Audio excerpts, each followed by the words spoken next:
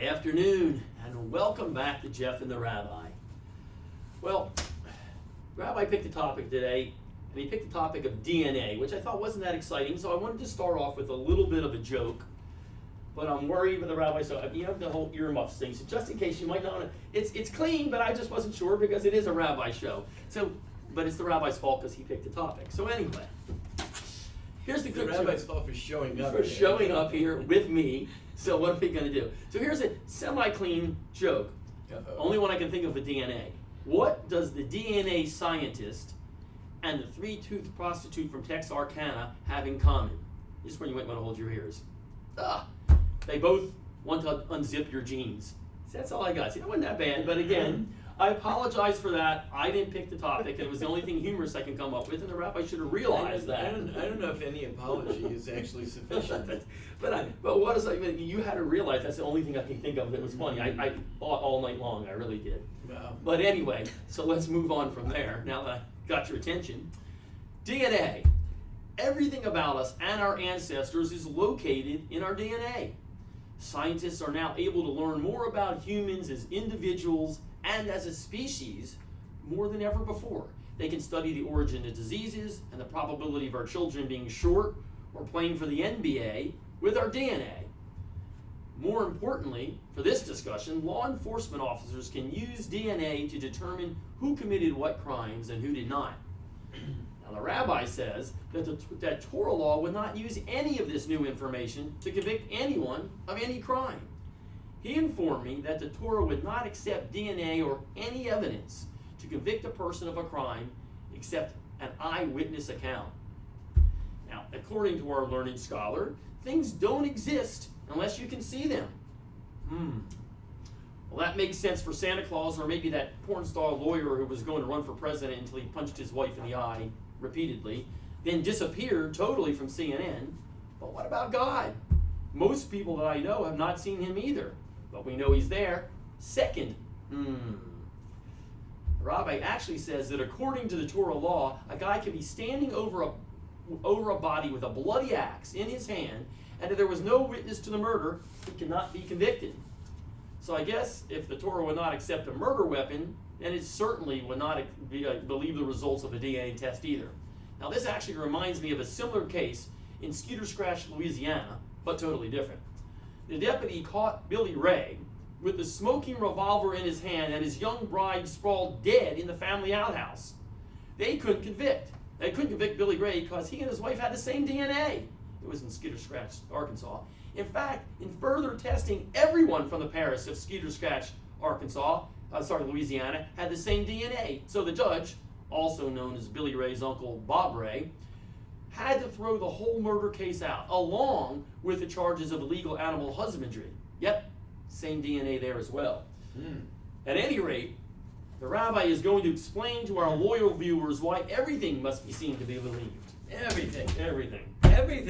And that's really, we're going to see, you're going to see that the Torah really does believe that everything must be seen to be believed. Now, just for starters, the Torah doesn't respect DNA or accept DNA evidence. And DNA evidence is a hot topic right now. Right. I've been hearing people debating it. One of the things that they found that they're doing is that there's, in a certain state, I don't know which one it is, the police are arresting people and then releasing them. But in the meantime, they pick up their DNA and then they drop the charges and then you just release them. But now they have their DNA. And they're putting together a bank of DNA information. Now that's dangerous. Right, and so if you got someone that maybe you're a little suspicious of, or you think he might be in a profile to commit a crime, you just arrest him, take him in, take his DNA, then drop the charges, send him home, but now you've got his DNA. Wow. Is that legal? Who owns your DNA, by the way? That's a good question. You know, that's another issue. Who owns your DNA? Can you take someone's DNA? Like, what if I am sitting next to you and I just happen to, like, you know, can I take your DNA? Well, now I got your DNA. Can I take it home and put it in my little DNA file? Now I've got your DNA. Can you do that? You know, I mean, what if you had guests over for dinner? And you took all of their cups, you wrote on the names, which of each one, Right. and from them you collected samples, and you regularly, or your restaurant or whatever, and you regularly put together a little DNA bank, That's actually kind of scary. right? Well, could you? I mean, and I'm sure, like if it's able to be done, Amazon has probably been doing it already for years. My guess is every time we touch the cell phone here, I think Google is collecting the DNA Yeah, as well. That's right. So, so it's all over the place. It's a huge debate, but the Torah doesn't accept any of that because all evidence is merely evidence. In other words, evidence is not a fact. It is perhaps a certainty. It's an indicator almost a certainty, but it's never a fact. Any proof of anything is not an absolute proof, because if it was absolute, then we would know it to be a fact. So proof, by definition, means that something is in question, and the proof is an indicator in one way or another. But the Torah doesn't want indicators. The Torah says you can have all kinds of indication that A killed B, but unless you know it to be a fact, we cannot convict A of killing B. But how can you ever know it's a fact? The only way you can ever know it's a fact is if someone saw it. Because what you see, then it's a fact. Now, I know you're going to tell me that you read all kinds of studies and say people get all kinds of confused views and everything like that. Or they lie. Or they lie, or they think they saw it. Right.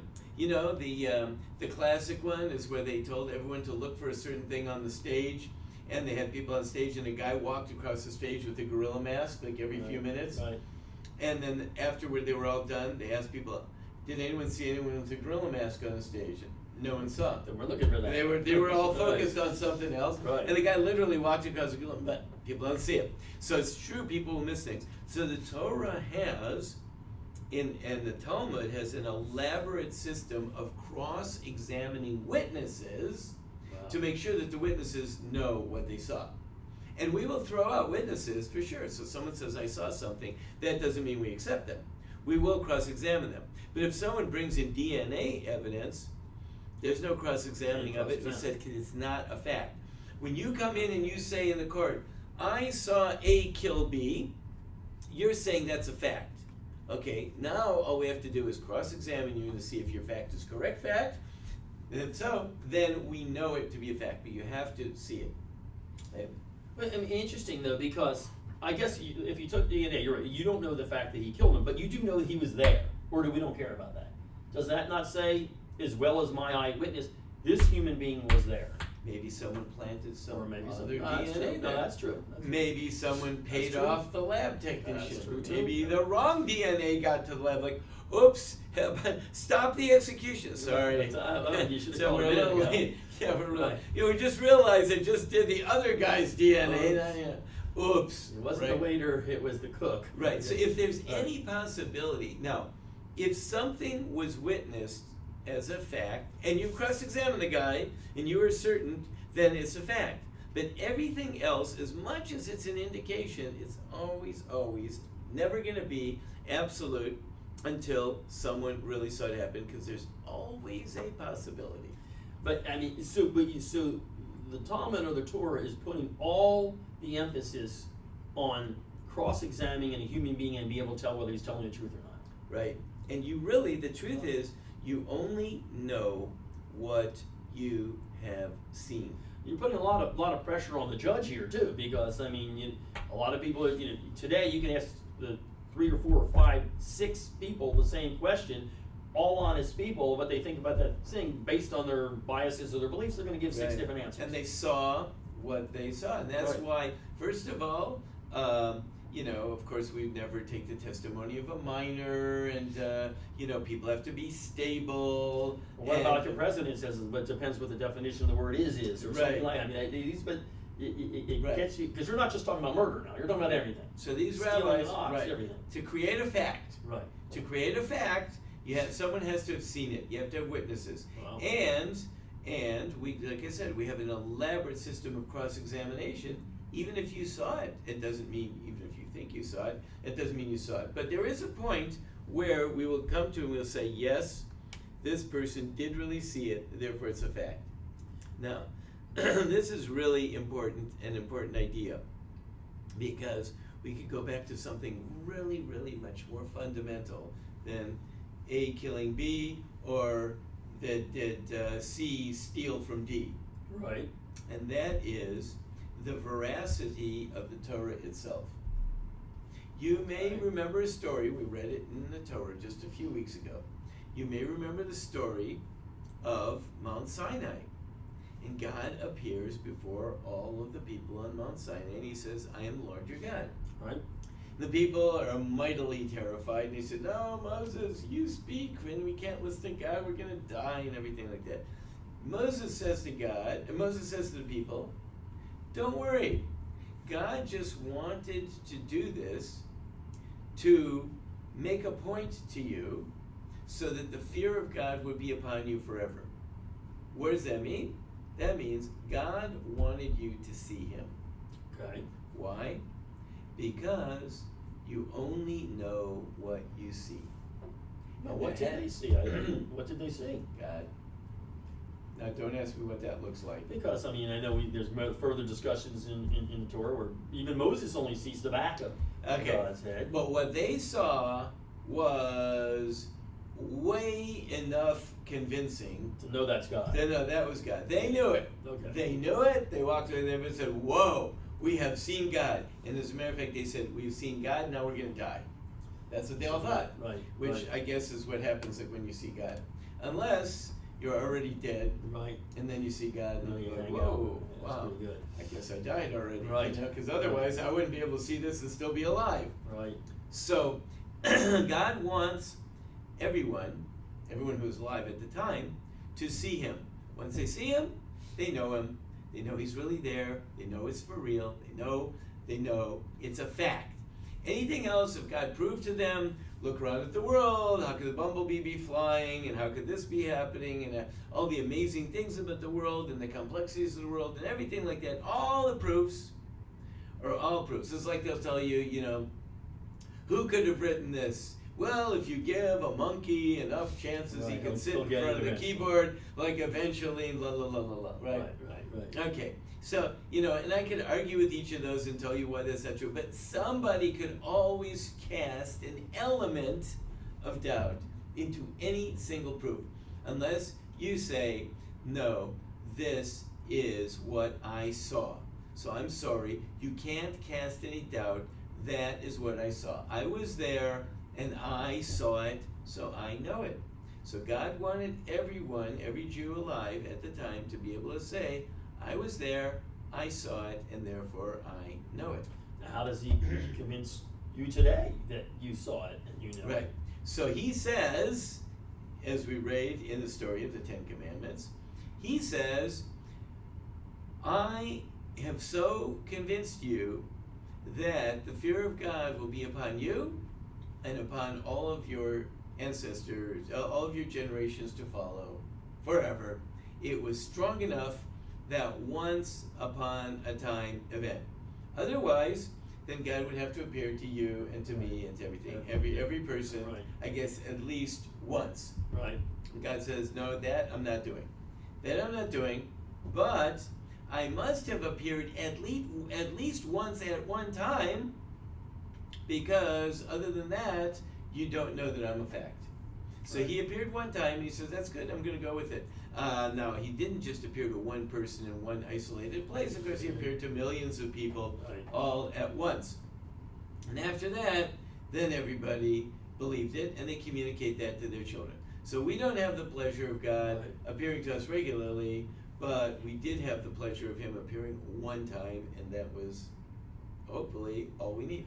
And yeah, we would have been a pretty tough sell to come back to the mountain there and have it convince 3 million people there that to tell their children that we saw God, and all of them lie, and then tell their children. So again, it was strong enough of an impression there, Right. that it could last generations. They saw it, like with their eyes. They looked and they saw, and as a matter of fact, it says they saw sights and they heard, they They saw sounds and they heard sights. Wow. In other words, That's they were pretty big. elevated to such a high level that all their senses became scrambled, and they saw, meaning they knew for an absolute fact what they were seeing. So, that being the case, this is why the Torah is consistent. The Torah says, if you haven't seen it, it's not a fact. And God wanted himself to be a fact. And so we now take that to mean on everything. If you don't see it, it didn't happen. So a court can say, listen, how can I take money out of your pocket if we don't know that it happened? Certainly, how can I execute you or someone, anyone, if I don't know for sure that it happened? The problem with this, people would say, who are watching today, is you're really trusting two sets of people. One, the judges. They can detect the truth in somebody. And two, the people. People we know lie, and they lie well. Right. I know people will lie better than I tell the truth. Right. Oh, So, that sounds good for so me. in DNA evidence, you're trusting the person that collected the DNA evidence, That's true. the person who transported the DNA That's evidence, true. the person who's in the laboratory, all the people who work in the laboratory, the person who looked at the results, brought the results back to court. So you're going to be trusting now how many people? That's You know, That's and true. and do you know any of them? I mean, do they, when they come into court and the guy testifies, I am the chief examiner for DeKalb County, right? Does he say, and I represent Mr. So-and-so and Miss So-and-so and Miss So-and-so, all the people that work in his lab? That's a good point. Well, okay, then let me ask you. So, if the case is that Jaime was accused of stealing chickens from Abram over here, and they find the chickens in his coop, Mm-hmm. is that enough, or do we need to see anybody steal it? Well, it's true. If What if they you find, were cows and they even if you find Yeah. stolen goods in the possession of another person, Right. then that That's person suicide. has to pay him back, actually double, has to pay double. Right. That person's a thief because it's in his possession. Okay. You know, if it wasn't in his possession, if they're not his chickens, what's he doing with them? That's a good point. You know, you shouldn't have your chickens, someone else's chickens by possession. Now, I would assume, and I think you just gave one example of it, that the penalty for a liar who gets caught lying in a court of law is probably as severe as the penalty. So, like, if I say I saw you stealing the chickens and it turns out that I'm lying, I would assume the penalty for me would be just as severe as the guy that. You know, that it's did it. really interesting. Many times lying in court is less severe than, I guess you'd call it a premeditated plot. A premeditated plot. What do I mean by premeditated plot? Let's say two people walk into court and they say, we saw A kill B. Right. Now they're trying to get it, and they didn't see him. That's what I meant, the guy who does that. Okay, so if two people walk into court and they say, we saw A kill B, two other people walk into court and they say, no, we saw C kill B. Right. So you know what the court does? The court says, y'all go home, because you have contradictory evidence, and that's it. So don't split the baby. Solomon did the baby splitting But thing. the guy's dead already, right? Right. So they send them all home. Right. Now, let's say, this is the really interesting one. Right. That's interesting. The two guys come into court and they said, we saw A kill B in Atlanta on Sunday. Two other guys come into court and they say, how could you say you saw A kill B in Atlanta on Sunday? You were with us in Chicago on Sunday. You know what we do to those two guys that said they saw A kill B? Right. We kill them. We execute them. So the penalty for that kind of lying is pretty severe. Now again, you still have to believe C over here that they did see in Chicago. Right, now in the first case, why do we just throw them out? Because they cancel each other. Cancel each other. Right? But when or even if we somehow disproved their testimony, we would toss it out. But if we prove that they had a conspiracy To actually kill the guy, then we will do to them whatever they were trying to do to him. that probably has a lot more to do with why the truth comes out than anything else. Yeah. It's because the ramifications of getting proven that you intentionally tried to do this are pretty bad. Yeah, right. So you better like lay low, or if you want to give testimony, you better be sure that like no one can contradict any of your, not even contradict the testimony, because in this case, the two other people come in, they go, I have no idea who killed B. All I know is that you couldn't have seen it because you were with us in Chicago that day. I'm going to throw a little monkey wrench in here. Now, what if two more people come in and said, I have no idea who killed B, but I know they weren't even in Chicago, so they would know because I saw them in Detroit. Here we go. It's a Talmudic argument. And we're off to the races with a great Talmudic argument that actually appears in the Talmud. Oh, no, you're kidding. Yes, okay. yes, So it actually does. We did it as Talmud class. So we might have to do that on the next. That's right. That might take a little longer in this one. That's right. Very interesting. Now, question, does anybody practice full Torah law today? Is there anywhere that's practiced? Not that I know of, because we all live, especially when it comes to capital punishment, Right. we live outside, we live in other countries, and we all have to observe the laws of the country. And even Israel doesn't observe Torah law as its civil That's code. the law of the land. Yeah, so Israel observes whatever, a mixture of American and British English law, so Right. Yeah. Interesting stuff here. It's interesting because I assume people did not know this because I didn't. Yes, so seeing is believing. The only thing is that we can say if someone else saw it, I can also believe it because I can trust a witness. If a witness says something, the witness witnessed it, the witness, I trust the witness, then I saw it too. It's just as good as. So when you come in, you tell me that story, that 30-pound fish that you caught Right. and all that stuff. Listen, if I trust you, then you caught a 30-pound fish. That's a fact. If I bring a fish in to show you that I could have bought that in the supermarkets, you're not gonna believe me. That you're only gonna believe me if Jim next to me Right, he saw caught me. it. Right. If someone say they saw you caught it, then you caught it. All right, that's fair enough. Yeah. I'm gonna have to do a little thinking on this one. The truth is, a person can even give testimony about themselves. You can say you caught it, and I can trust you. Wow, this is convenient. See, that's why you see these Talmud classes that go on for 6 weeks talking about like who took the cookie out of the plate or whatever. I trust you. You're a good guy. I believe you. I believe that fish. This The fish is story. this is a little bit more complicated than I thought, but interesting. Very interesting. All right, got to see it to believe it. That's right. All right, we'll see you next week.